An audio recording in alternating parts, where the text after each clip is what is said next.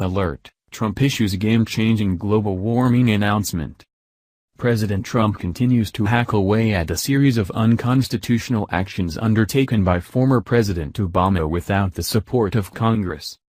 Tomorrow, in Washington, D.C., I'll be assigning a proposed rule to withdraw the so-called Clean Power Plan of the past administration, Environmental Protection Agency, EPA, Administrator Scott Pruitt told a cheering crowd, marking the end of former President Obama's centerpiece in the fight against global warming. As tweeted by Fox News.Pruitt made the announcement to raucous applause while attending a mining event yesterday. In March, President Trump signed an executive order mandating the EPA to review the Clean Power Plan, CPP. Last February, in an unprecedented move, the Supreme Court ordered a stay against the CPP, preventing the regulation from going into full effect. This was the first time the Supreme Court stayed a regulation while waiting for a lower court to render a decision, according to the Daily Caller.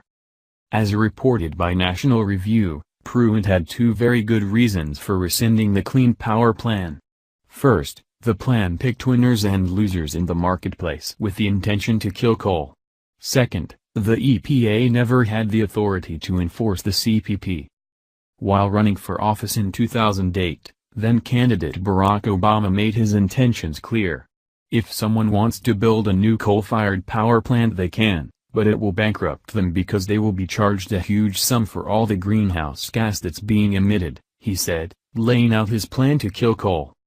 The Clean Power Plan combines strict limits on carbon dioxide emissions that price out coal-based energy with alternative energy incentives that acted as a one-two punch against the coal industry. The carbon dioxide emission standards were set so low that it would be impossible to meet the requirements and stay profitable. According to Scott Pruitt, the EPA should be pursuing their environmental goals without picking political favorites in the marketplace. This would allow companies to adapt to new standards, with the most efficient and profitable sources for energy reigning supreme. Second, and more importantly, the EPA never had the authority to enforce the CPP. The legality of the CPP was being decided by a lower court when Pruitt announced the program would be scrapped. Former President Obama argued that the Clean Power Plan fell under the EPA's authority based on the Clean Air Act passed in 1963. Under the Clean Air Act, the EPA is only mandated to regulate air pollution. To get around this restriction, the EPA argued that carbon dioxide is a pollutant, a contentious claim at best. Further, the CPP was pushed through without the support of Congress. Whether or not carbon emissions should be limited is a decision that needs to be made by the representatives of the American people. It cannot be enacted unilaterally by non-elected bureaucrats. If the majority of Americans truly support limiting carbon emissions, then Congress would have passed a